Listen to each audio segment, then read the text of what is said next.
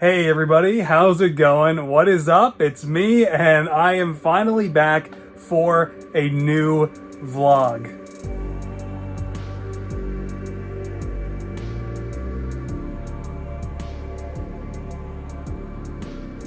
I decided not to post a vlog last week because I didn't really have one, and then like a collectible from Sideshow I was waiting for, and then my 24th birthday, a really big thing, and then my second collectible that was actually coincidentally coming in right after the first one, all happened right after I would have wanted to record and edit and post last week's vlog, but now we are back for that vlog.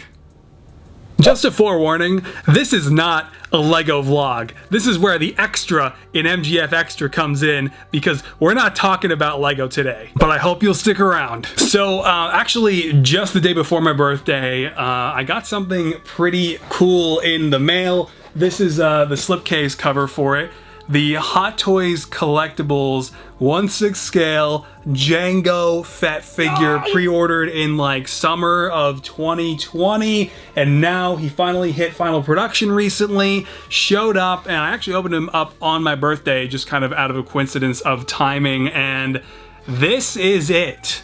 This is Jango Fett from Attack of the Clones by the best 1/6 scale collectibles company ever. And so this is the best Jango Fett figure ever, and man, it definitely does not disappoint. I was just completely blown away upon opening this guy up. I really didn't have high expectations, but man, him being a fully articulated and lifelike portrayal of Jango Fett is just something, again, like with all Hot Toys, I wish I could just go back and show my 7-year-old self the figure that he would one day have in the collection. Jango's armor, I always loved it. The silver and blue contrast always made him iconic to me instantly. From the moment I first saw him upon discovering Star Wars and retroactively going back to watch Attack of the Clones at that early age. But yeah, you'll notice I also have the flamethrower attached into his gauntlet here. Little tiny piece that you have to pull out for that. You really have to try not to lose after, and it's just incredible. But real quick, I do want to give you a look at the packaging. So essentially, you have the slipcase that comes off,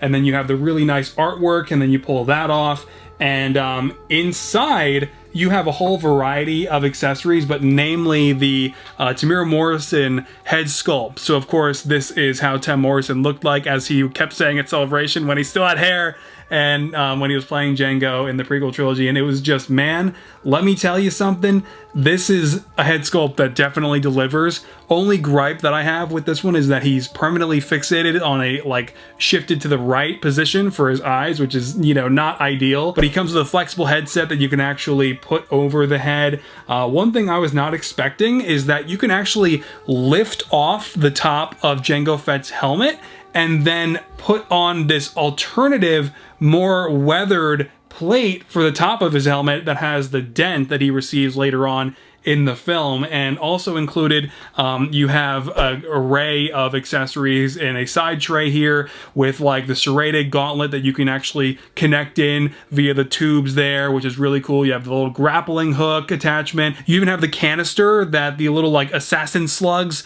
were in at the start of the movie when him and Zam try to have Padme killed. I have no idea what those other two accessories are next to it, but you have some alternate hands in there. But also you have Jango's poncho included. I'll be honest, man, I don't really know where that poncho ever came from. I've always seen it all over Jango Fett media ever since I got into Star Wars, but he never actually really wears that thing, I don't think. Anyway, as we continue into the packaging here, obviously there are a bunch of empty slots because I've already pulled stuff out, like the stand and the jetpack I currently have him wearing. But the jetpack that I left inside is the one that Jango does wear earlier on in the film, and this one is really, really cool. Looks so lifelike and really like it's an actual miniaturized version of that prop. It's just so incredible, the detail, the battle damage, it's awesome.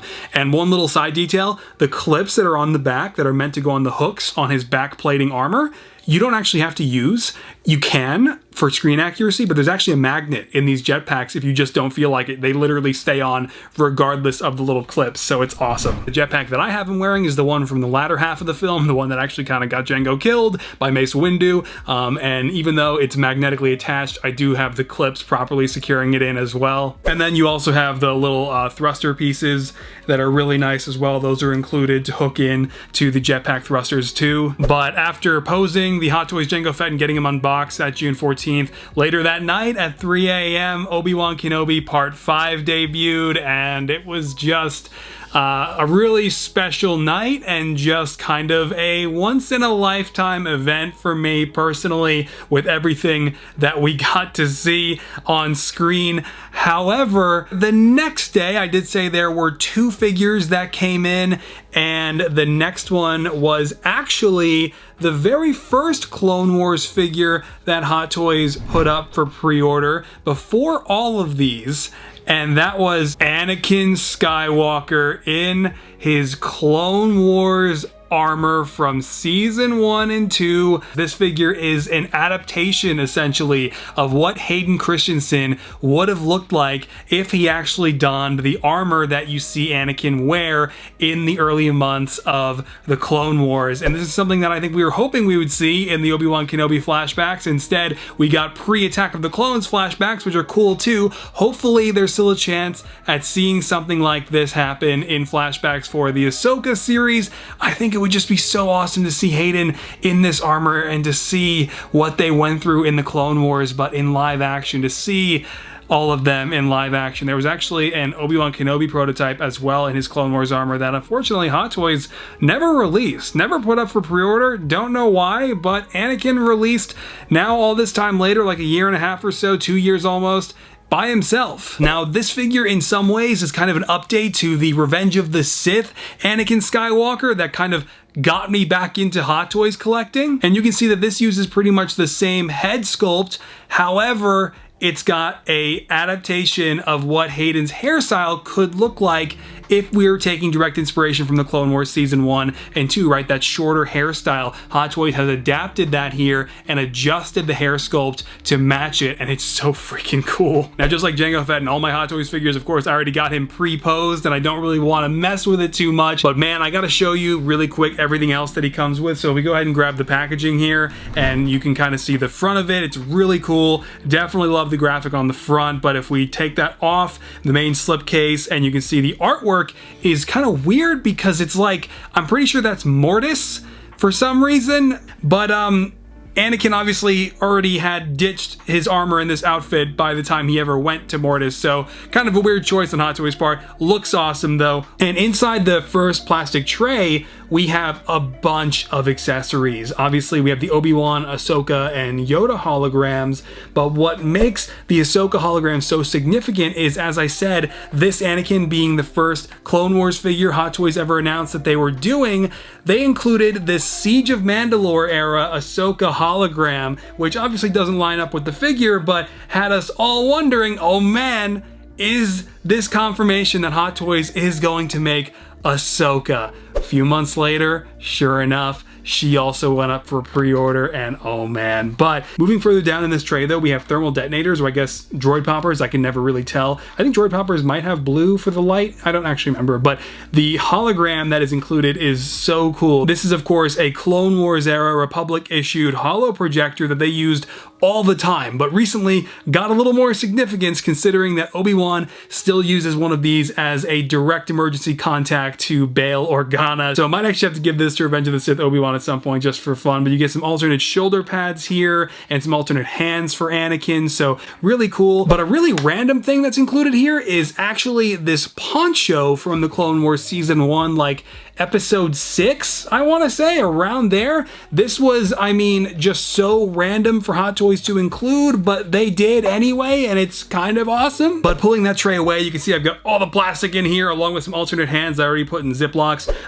But I've got the actual battery-operated arm in here, so of course you can put micro batteries into that and have the lightsaber blade ignite. You have the swooshing motion blur saber blades that Hot Toys always include now. But what's, I think, the main draw of this tray is that you have an entire alternate armored chest plate for Anakin, and it's really cool. It's a little bit different than the one they have that's actually equipped onto the figure right now when you get him out of the packaging. But if we go ahead and actually flip the packaging around, you can see inside here is a cloak. It's kind of tough to see, but there is a brown cloak there, and that cloak being hooked into this alternate chest plate running into the packaging is actually a look that you can put on Anakin that is inspired by the Clone Wars 2003 series. I mean, Hot Toys occasionally does these little dips into Star Wars Legends, and this one is just so awesome and something they totally didn't have to do, but they did. And you can put this cape on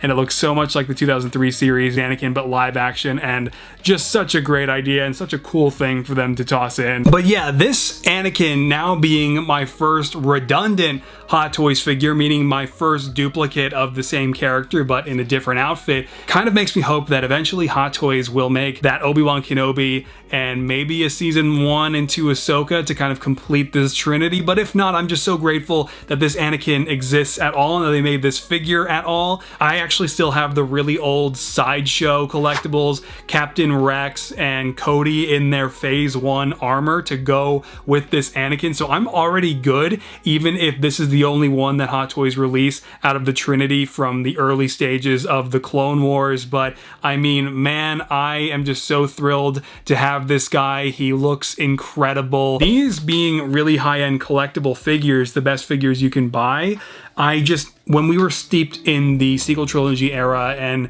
you know, steeped in just really more prominence of the original trilogy again as a byproduct of that, I mean, I just won't forget that period of time leading up to the 2018-2020 era, that period of years where finally it became a possibility that the greatest figure making company in the world would consider Clone Wars characters, and then eventually they decided to tackle a full line, and it's been amazing. This Anakin is amazing. There's also an alternate option for this figure. If you want to spend a lot more money, you can get Anakin with a blue CIS stap from the Clone Wars and put him on that to re-simulate the Battle of Teth. But no, that not worth it. All right, Hot Toys talk aside, got a little bit of Lego stuff that I do actually want to talk about here at the end for those of you guys who stuck around to this far in the vlog. I am working on, and have been working on, a new custom.